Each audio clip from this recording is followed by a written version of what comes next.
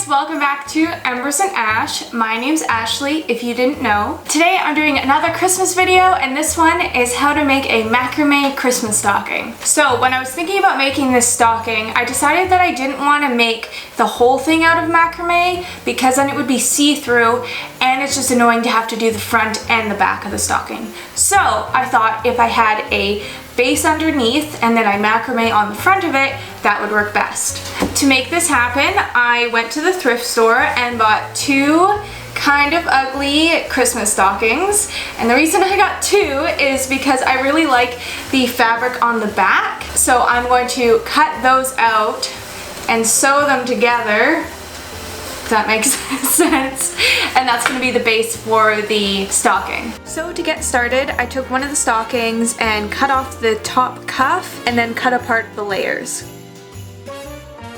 And you can see when I cut the back panel off, it had an inner liner and then the outside burlappy type layer. So what I decided I wanted to do was actually also use the foam insert that was on the face. So I cut that side apart and took the foam out. Then I layered the front of the stocking to be the burlap layer, the foam layer, and then the inner lining.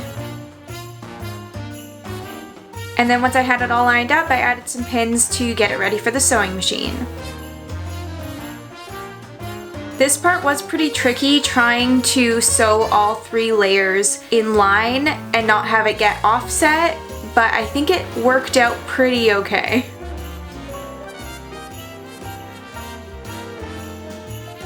And then I just folded over the top and sewed that shut to give it a nice finish.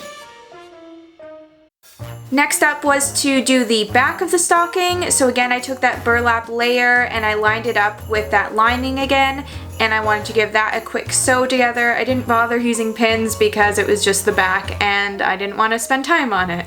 Now was the fun part where I was combining the front and the back of the stocking. I did use pins on this because this was going to be like the final product and I wanted to make sure it looked as good as possible.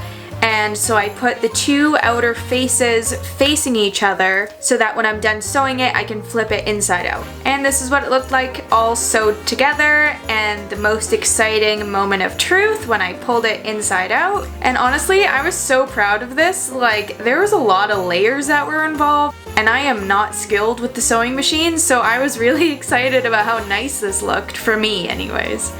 Okay, now on to the fun macrame part of this tutorial. So I got my roll of macrame cord here. I will link it down below for you guys if you want to buy it. And so I measured out 4 times the length of the stocking, but I ended up doubling that, so 8 times the length of the stocking, don't get it wrong. And then I cut as many of those strings as I needed to line the top of the stocking.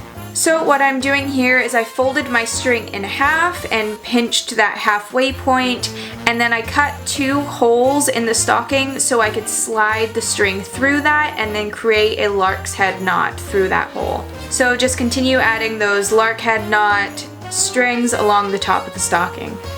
Now that that's all beautiful and finished, we're going to start with some square knots.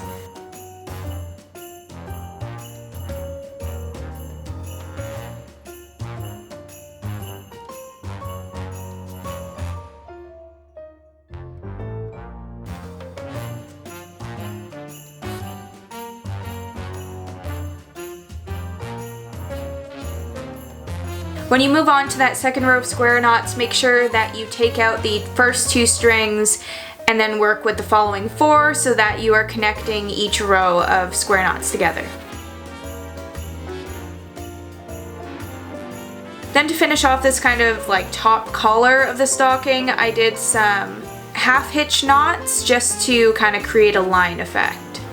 So the next thing I did, I kind of was just making up on the fly. I was trying to make some snowflakes out of half hitch knots. So I split my strings into 3 even sections, and for the first section I made a diagonal line for the first half of those strings. Then the middle string I just tied like regular knots downwards, and then the last strings I did another angled half hitch knot. And I think that kind of created an effect of the top of a snowflake, and I continued the same thing down for the bottom half of the snowflake. The first few strings were half-hitch knots, the middle string was just regular knots, and then the last few strings were angled half-hitch knots. I hope you all followed that. Like I said, I just made it up as I went, and I think it kind of looks like a snowflake. And then yeah, I just did the same thing for the next 3 sections to make 3 little snowflakes. Then once I was done that, I wanted to line it again with just some straight half-hitch knots to section the area off. I thought that that looked exciting enough, just having all that busyness up top, and I wanted to keep it pretty simple for the bottom half. So I decided to just do 1 long half-hitch knot to line the outer edge of the stocking. To do this, I just kept using the same string over and over again instead of switching to your next string. Once I got to the curved part of the foot, I added some more strings by just cutting a hole in this top layer of the burlap, running the string through and adding it to the half-hitch knot. And I continued doing that until the end of the curve.